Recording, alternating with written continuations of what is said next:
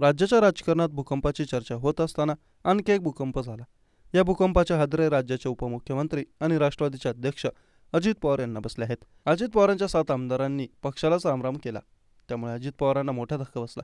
राष्ट्रवादी काँग्रेसमध्ये फूट पडली तेव्हा या 7 जणांची भूमिका निर्णायक ठरली होती.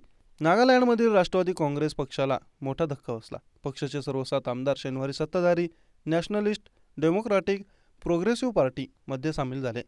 त्यामुळे मुख्यमंत्री नेफ्यू रिओ यांच्या नेतृत्वाखाली एनडीपीपीला विधानसभेत पूर्ण बहुमत मिळालं. या विलीनीकरणानंतर एनडीपीपीच्या आमदारांची संख्या 25 वरून थेट 32 झाली. नागालँड विधानसभेतील एकूण जागा 60 आहेत. शरद पवार यांच्या राष्ट्रवादी काँग्रेसमध्ये फूट पडल्यावर नागालँडमधील युनिटचे अजित पवार यांच्या गटाला पाठिंबा जाहीर केला होता. 2023 मधील विधानसभा निवडणुकीत राष्ट्रवादी काँग्रेसने 7 जागांवर विजय मिळवत तिसऱ्या क्रमांकाचा पक्ष म्हणून स्थान मिळवलं होतं.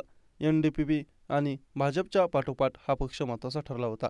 मात्र आता 7 आमदारांनी पक्ष सोडल्यामुळे नागालँडमधील राष्ट्रवादी काँग्रेस जवळपास निष्प्रभ झाले आहे. विधानसभा अध्यक्ष शार्गेन लोंगकुमेर यांना 7ही आमदारांनी स्वतः उपस्थित राहून एनडीपीपीमध्ये विलिनीकरणाचा निर्णय कळवला.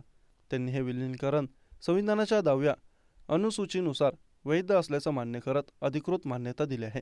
नागालँड विधानसभा सदस्य पक्षांतराच्या कारणास्तव अपात्रता नियम 2019 अंतर्गत सचिवालयाला नोंदणी अद्यतनित करण्याचे निर्देशही देण्यात आले आहे.